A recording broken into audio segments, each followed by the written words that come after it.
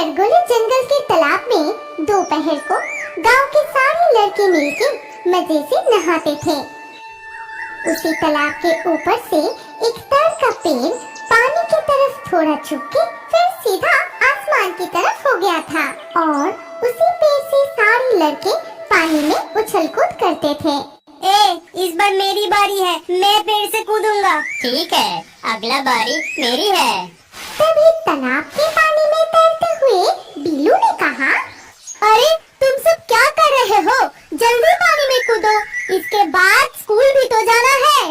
इस तरह लोटे, नेपला, बिल्लू, पोटला, पोटाई और भी सारे लड़के मिलके तरगुल जंगल के तालाब में बहुत मजे से नहा रहे थे।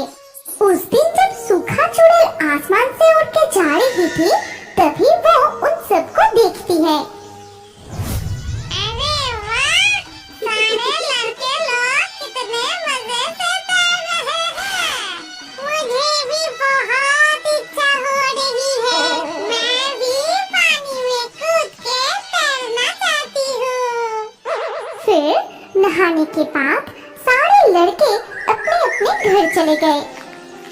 तभी सूखा चुड़ैल उड़ते हुए उस ताड़ की पेड़ में जाके बैठी। ताड़ के पेड़ में बैठ के पैर चलाने में कितना मजा आ रहा है।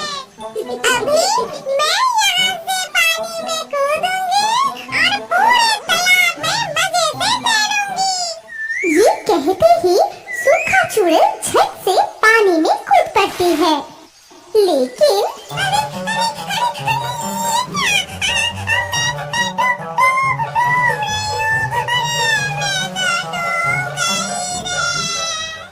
इसके बाद धीरे धीरे करके सूखा चुड़ैल पानी में डूब जाता है और पानी में डूबते हुए वो सोचने लगी,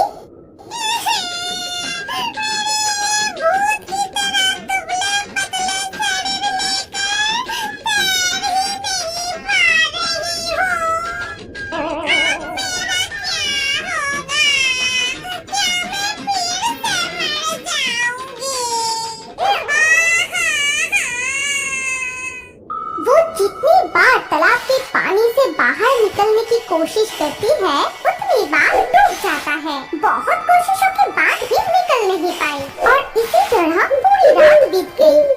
अगले दिन, अरे चलो चलो, जल्दी करके चलो, नहीं तो स्कूल जाने में आज भी देर हो जाएगा। सच में ताड़ की पेड़ से पानी में कूदने में बहुत मजा आता है। अगले दिन फिर से सारे लड़के मिलके तालाब में तैरने लगे। तभी सूखा चुड़ैल ने बोली, लगता है वो लड़का अभी पानी में कूदने वाला है। जैसे ही वो कूदेगा, उसके पैर पकड़ के मैं पानी से बाहर चले जाऊंगी। जैसा सोच वैसा काम। उसी वक्त पटाई पानी में गोते लगाया और तैरने लगा। तभी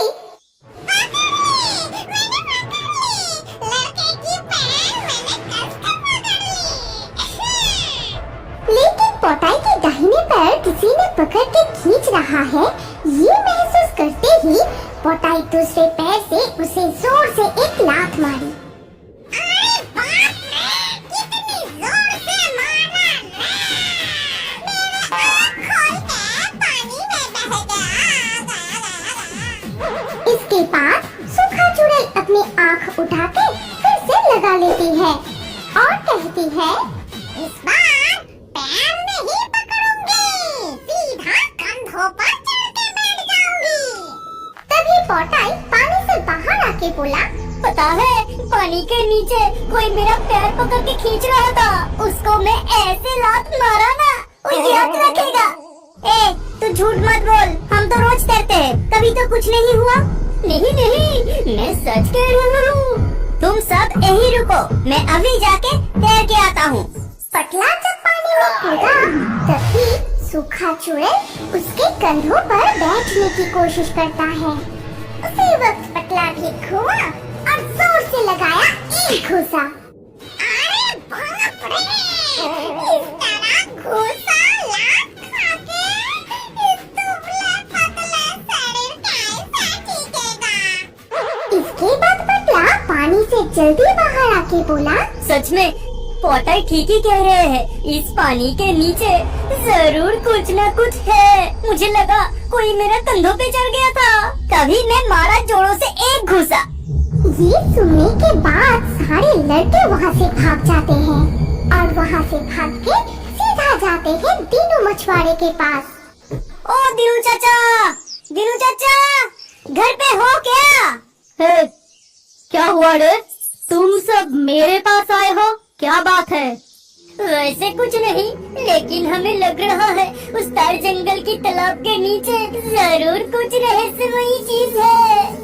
फिर सारे लड़के मिलके दीनू मछुआरे को सब कुछ बताते हैं और सब कुछ सुनने के बाद अच्छा ठीक है, चल मैं एक बार जाके अपना जाल तालाब के पानी में डाल के देखता हूँ कि कुछ मिलता है कि नहीं।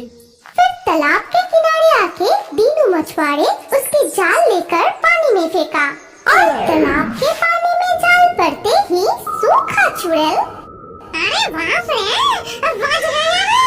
अब इस जाल की मदद से मैं पानी से बाहर निकल जाऊंगी। और उसने वही किया, लेकिन जाल उठाने के बाद भी उन्हें कुछ नजर नहीं आया। क्या रे, जाल में तो कुछ भी नहीं फंसा।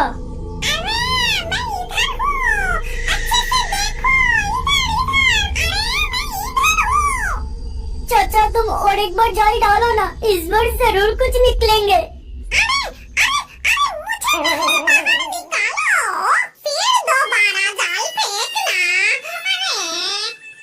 फिर से दीनू मछुआरे जाल डालने की कोशिश कर रहा था, तभी देखो देखो, फिर से मुझे जाल के साथ पानी में फेंकने के लिए तैयारी कर रहे हैं। क्या मुसीबत है, अब मुझे अपनी दांत से ही जाल काट के यहाँ से भागना पड़ेगा। ओ दीनू चाचा, जल्दी और एक बार जाल डालो ना। मैं समझ गया कि कहीं कुछ नहीं है, सिर्फ मेरा समय बर्बाद हो गया। लेकिन ठीक उसी वक्त सूखा चुड़ैल अपनी दांतों से जाल काट के तुरंत उड़ जाती है। अरे ये कैसे हो गया? अब तक तो मेरा जाल ठीक था, लेकिन फट कैसे गया? तो क्या सच में जाल के अंदर कुछ था जो मेरा जाल काट के भाग निकला? अरे जल्दी भागो, लगता है तार जंगल की इस तालाब में जरूर भूत है। हाँ, तूने ठीक ही कहा, मुझे भी ऐसे ही लग रहा है। जल्दी भागो,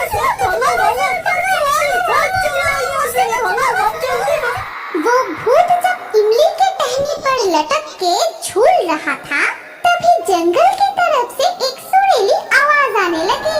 असल में वो सेवड़ा वृक्ष का सालिक पंछी कल्कीपुर गांव के सामने सड़क के बीच एक बड़ा सा इमली का पेड़ था। वहाँ पर ना जाने कहाँ से एक भूत आके रहने लगा।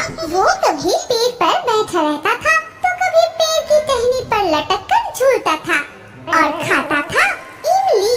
एक दिन उसी पेड़ के नीचे से जा रहा था खड़ूनाई।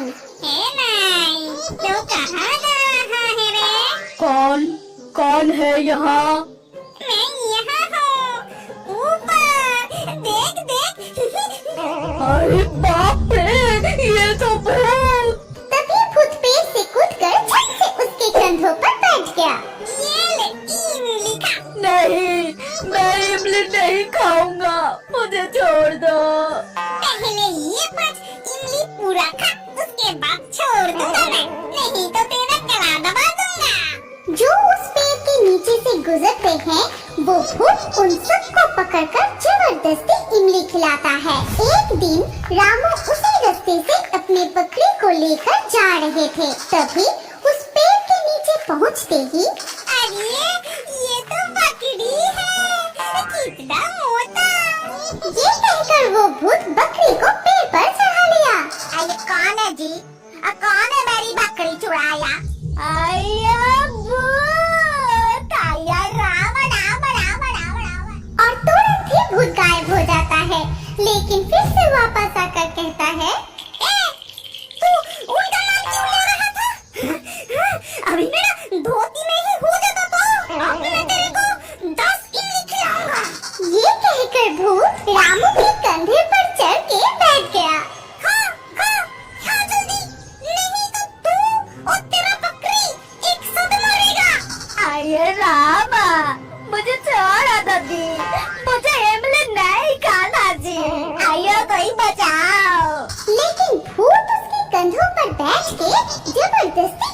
खिलाने लगे।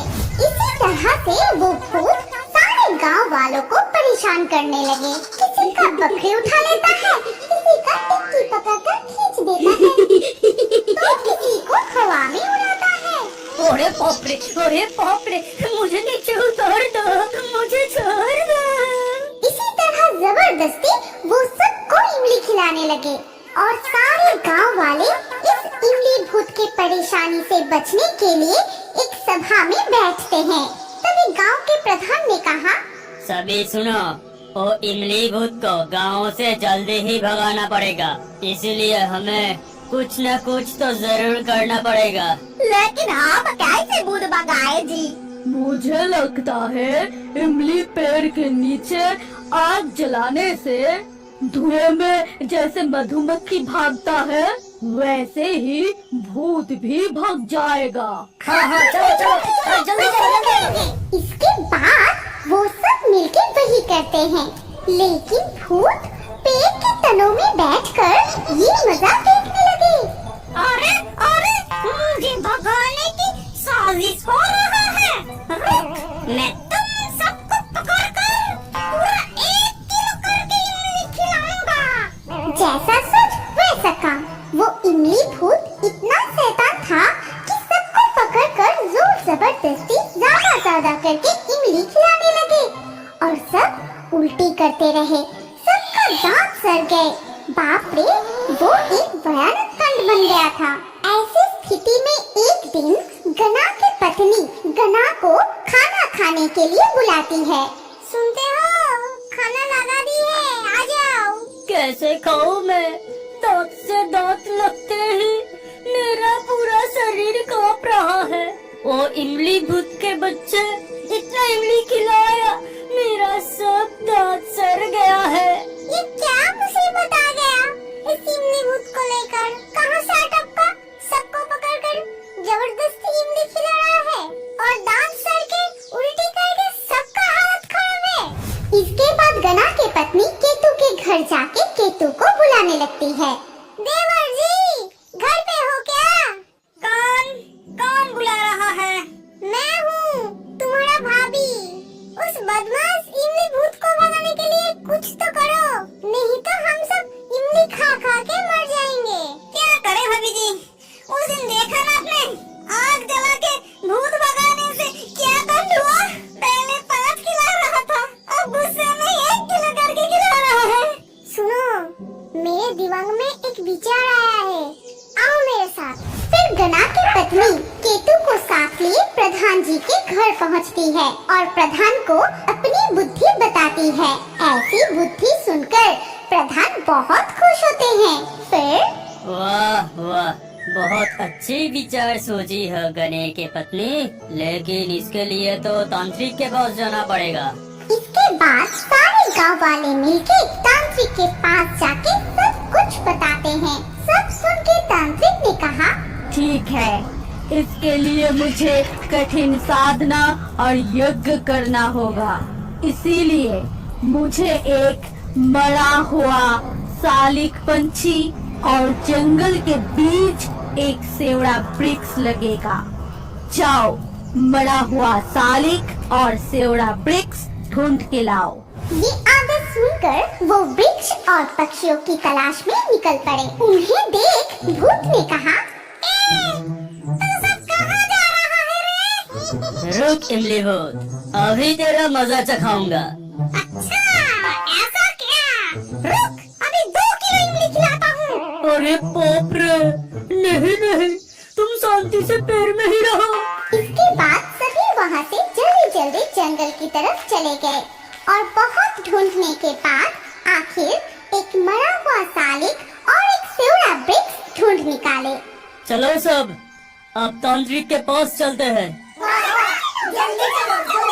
तभी भूत फिर से उन लोगों को देखकर बोला, तुम सब मिलके वो मरा हुआ सालिक को लेने गए थे। एक जिंदा मुर्गी पकड़ कर के ले आता। कितने दिनों से मुर्गी नहीं खाया, उल्टा ये मरा हुआ सालिक लेके जा रहा है। तुम सबको पकड़कर कच्चे इमली का शरबत पिलाना चाहिए। जल्दी सभी तेजी से दौड़ के तांत्रिक के पास पहुँचे। फिर तांत्रिक यज्ञ शुरू करते हैं। बहुत देर तक यज्ञ करने के बाद वो शालिक को माला पहना के हाथ में लिए इमली के पेड़ की तरफ जाते हैं। तभी दूर से भूत उनको देख के बोला, अरे बाप रे, ये कौन है? अच्छा, तांत्रिक। ये तांत्रिक मरे शालिक को माला डाल के कहाँ चल दिए? तेरा शादी कराने के लिए बदमाश। भूत के साथ तांत्रिक मजाक कर रहा है। उसके पास बहुत साधना शक्ति है। मैं इसीलिए पास नहीं जा सकता, नहीं तो उसको अच्छे से सबक सिखाता। इसके बाद 2 दिन बीत जाते हैं। अगले दिन अमावस्या की गहरी रात में वो भूत जब इमली के टहनी पर लटक के झूल रहा था, तभी जंगल की तरफ से एक सुरीली आवाज आने लगी। असल में वो सेवड़ा वृक्ष का शालिक पंछी एक मायावी चुड़ैल बनकर सुरीली गाना गाने लगती है।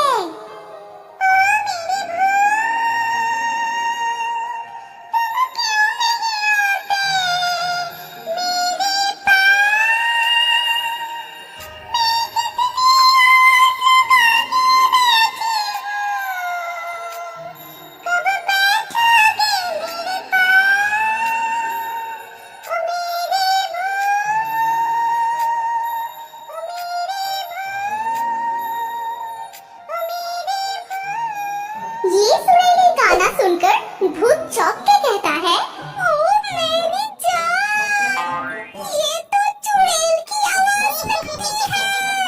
मुझे गाना गा के पुकार रही है। चुड़ैल मेरी जान, मैं आ रहा हूँ तुम्हारे पास। ओहो, ये तो टुर्रूलाल है। ये कह के भूत इमली के पेड़ छोड़कर जंगल के उस सेवड़ा वृक्ष में चले जाते हैं और वहाँ जाके चुड़ैल के साथ मजे में झूला झूलते